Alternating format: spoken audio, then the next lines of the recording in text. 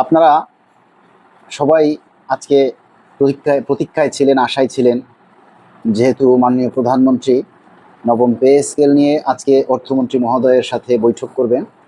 আমরা সবাই আশাবাদী ছিলাম যে হয়তো ভালো একটা নিউজ আমরা শুনবো বা পাবো, কিন্তু সেখানে আজকে যে আপডেটটা হলো সেটা হচ্ছে এই যে নবম পে কমিশন গঠিত হলো, সেই পে কমিশন যে রিপোর্টটা জমা দিয়েছে, যে চূড়ান্ত সুপারিশটা জমা দিয়েছেন, সেই সুপারিশটাই আবার পর্যবেক্ষণ করবেন। এরপরে সচিব কমিটি আর একটা চূড়ান্ত সুপারিশ জমা দিবেন। তারপরে নিয়মতান্ত্রিকভাবে পে স্কেল বাস্তবায়নের জন্য সরকার কাজ করবেন। তবে সরকার মহোদয়কে, মাননীয় প্রধানমন্ত্রীকে ধন্যবাদ জানাই, এজন্য যে তারা পে স্কেল দিবে না এটা বলেনি। ওনারা বলেছেন আগে যে পে স্কেল হয়েছিল, যে সুপারিশ কমিটি হয়েছে, তারা তাদের যে সুপারিশ সেটা পর্যবেক্ষণ করবে, পর্যালোচনা করবে। ধরুন সর্বোচ্চ স্কেল 1,60,000 টাকা, এইটা সঠিক হবে কিনা, সেটাকে আরো বাড়াইয়া 1,60,000 মানে 16 দুগুণে 32, মানে এটা বাড়াইয়া 3,32,000 করবে, নাকি সেখান থেকে 40,000 কমাইয়া 1,20,000 করবে, দেশের আর্থিক অবস্থার সাথে সঙ্গতি রেখে কমানো বাড়ানো, হ্যাঁ, এই সব জিনিসগুলাই পর্যালোচনা করে তারপরে সচিব কমিটি একটা রিপোর্ট দিবেন। বেশ ভালো কথা। আমার কথা হচ্ছে যে আমি 2 টাকা পাই, আমার 2 টাকা বাড়ুক, কিন্তু পে স্কেল চাই। আর এই পে স্কেল চাই, এই কথাটা আমি বাসায় বসে যদি একটা খাতা গাই দিয়া, এই যে ধরুন, এই যে বাসায় একটা খাতা, এই ধরুন একটা খাতা, এখন আমি এটা মুড়া দিয়া ঘরে বসে বসা যদি বলি পে স্কেল চাই, পে স্কেল চাই, পে স্কেল চাই, পে স্কেল চাই, ঠিক আছে, খাতা মুড়া দিয়া আমরা যদি পে স্কেল চাই, তাহলে এই পে স্কেল, এই কথা কেউ শুনবে? আমাদের কর্মচারীর অবস্থা হয়েছে সেটা। আমরা সচেতন না, আমরা কর্মচারীরা সচেতন না। এই যে আমরা যারা আপনাদের জন্য চেষ্টা করি, একেবারে বৃথা চেষ্টা করি। চেষ্টা তাদের জন্যই করতে হয় যারা সেই চেষ্টার যথাযথ মূল্যায়ন করে, যারা সেই চেষ্টাকে যথাযথ সম্মান করে। তাদের জন্য চেষ্টা করলে সেই চেষ্টাটা সার্থক হয়। সারা বছর আপনাদের জন্য চিল্লাইতেছি, আপনাদের জন্য কাজ করতেছি, আপনাদের দাবি আদায়ের জন্য কাজ করতেছি। দাবি বাস্তবায়ন হলে কি পে স্কেল আমার একার হবে, নাকি আপনাদেরও হবে?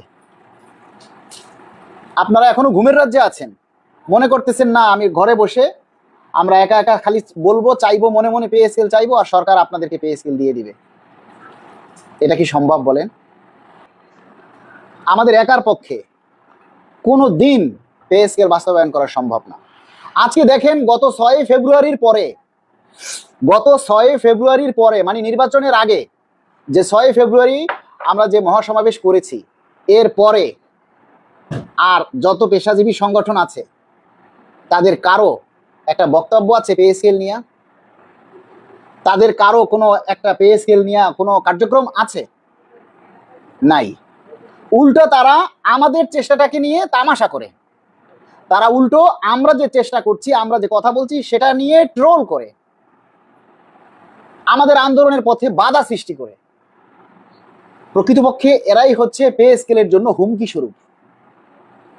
তবে একটা কথা স্পষ্ট, আমরা সরকারের সাথে একমত, পে স্কেলের আন্দোলন নিয়ে কোনো ফেসিবাদের আর সুযোগ দেব না। কর্মচারীদের ভাগ্য নিয়ে আর কোনো ফ্যাসিস্টকে ফাইজলামি করতে দেওয়া হবে না। কঠোরভাবে, প্রয়োজনে আইনিভাবে প্রতিহত করা হবে। আপনারা সচেতন হন। আপনারা যদি সচেতন না হন, তাহলে আপনাদেরকে নিয়ে সবাই ফুটবলের মতো খেলবে। আপনারা এই যে ধরুন, দেখুন, আমরা একটা কর্মসূচি ঘোষণা করেছি, 64 জেলা থেকে আমরা স্মারকলিপি প্রদান করুন। আজকে আপনারা কে কোন জেলা থেকে স্মারকলিপি দিচ্ছেন বলেন? আপনারা একটা স্মারকলিপি দিতে পারেন না। আপনারা প্রত্যেকে যারা বিভিন্ন জেলায় আছেন, বিভিন্ন জেলায় কর্মরত আছেন, স্মারকলিপি মানে কি? আপনার দাবিটা আবেদন আকারে লিখে আপনি ডিসি মহোদয়ের কাছে জমা দিবেন। এই কাজটা আপনারা করতে পারেন না। আপনাদেরকে নিয়ে আবার রাস্তায় আন্দোলন দিতে বলেন। আমাদেরকে কি পাগলা কুত্তায় কামড়াইছে? রাস্তায় আন্দোলন দেবো আপনাদেরকে নিয়ে? আপনারা যার যার ঘরে বসে থাকবেন আর আমরা পুলিশের পিটানি খাবো, এটাই বুঝাতে চান আপনারা?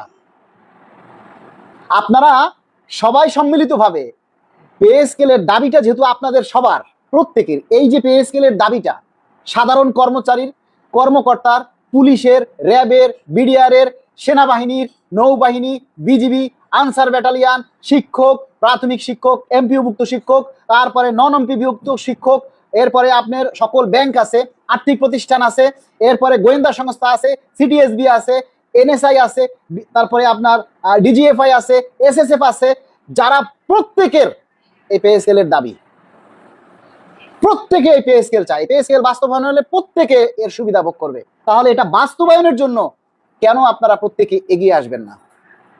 সেই ক্ষেত্রে কেন আমাদেরকে একা কাজ করতে হবে বলেন?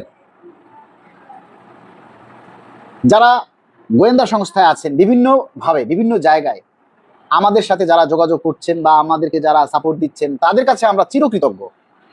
পুলিশ বাহিনীতে আছেন, সেনাবাহিনীতে আছেন, বিভিন্ন বাহিনীতে যারা আছেন, আমাদেরকে যারা সাপোর্ট করেন, তাদের সকলের কাছে আমরা কৃতজ্ঞ। বাহিনীর সদস্যদের প্রতি আমাদের কোনো অভিযোগ নেই, কারণ বিভিন্ন বাহিনী বা ডিফেন্স, এতে যারা চাকরি করে তারা কেউ আন্দোলন করতে পারে না, তারা কেউ স্মারকলিপি জমা দিতে পারে না। আপনারা পারেন, আপনারা একটা স্মারকলিপি লিখে জমা দিতে পারেন না, সেই যোগ্যতাটা আপনাদের নাই। কিভাবে পে স্কেলের আশা করেন? আপনারা বলেন কঠোর আন্দোলন ছাড়া পে স্কেল হবে না। আরে ভাই, কঠোর আন্দোলনটা কিভাবে দিবে? কিভাবে কঠোর আন্দোলন দিবে? আপনি তো নর্মাল আন্দোলনই করতে পারতেছেন না, কঠোর আন্দোলন কিভাবে করবেন? নর্মাল আন্দোলন যে দিছি, এই যে স্মারকলিপি, এটা একটা আন্দোলন না? কর্মসূচি না এটা? 64টা জেলা থেকে যদি প্রধানমন্ত্রী বরাবর একটা আপনার স্মারকলিপি প্রদান করা হয়, এটা কতটা আলোড়ন সৃষ্টি করে। আজকে এই যে আমরা ঢাকা ডিসি অফিসে স্মারকলিপি দিছি, খুলনা থেকে স্মারকলিপি দেওয়া হয়েছে, কিশোরগঞ্জ থেকে স্মারকলিপি দেওয়া হয়েছে, মানিকগঞ্জ থেকে স্মারকলিপি দেওয়া হয়েছে, এভাবে যদি প্রতিটা জেলা থেকে স্মারকলিপি আপনারা জমা দিতেন মাননীয় প্রধানমন্ত্রীর কাছে, তাহলে এটা কতটা সাড়া পড়ে, কতটা অগ্রসর হয় আপনারা সেটা বুঝেন না। সবসময় কি রাস্তায় আন্দোলন দিলেই কি হয়? আমাদের নিয়ম শৃঙ্খলা, আইন কানুন, এগুলিও তো বুঝতে হবে। আপনারা আমার এই লাইভে আসেন, আপনাদের নিয়ে কথা বলি, আপনারা একটা শেয়ার করেন, আপনাদেরকে শেয়ার করতে বলতে হয়, অথচ আপনার পে স্কেলের দাবি নিয়ে আমরা কথা বলি, তারপরও আপনাকে পে স্কেলের দাবি, আপনার বেতন বৃদ্ধির দাবি আপনাকে শেয়ার করতে আমার বলা লাগে। এটা আমার জন্য একটা লজ্জা লাগে যে আপনার বেতন বৃদ্ধি নিয়ে আমি কথা বলি, আর সেই কথাটা আপনাকে শেয়ার করতে আমার অনুরোধ করা লাগে। কি আন্দোলন দিব আপনাদেরকে নিয়ে? আপনাদের জন্য রিস্ক নিচ্ছি, আপনাদের জন্য